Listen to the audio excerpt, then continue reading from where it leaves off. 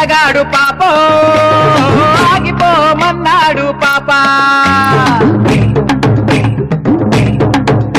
లోన బెల్లు మోగుతోంది పాపో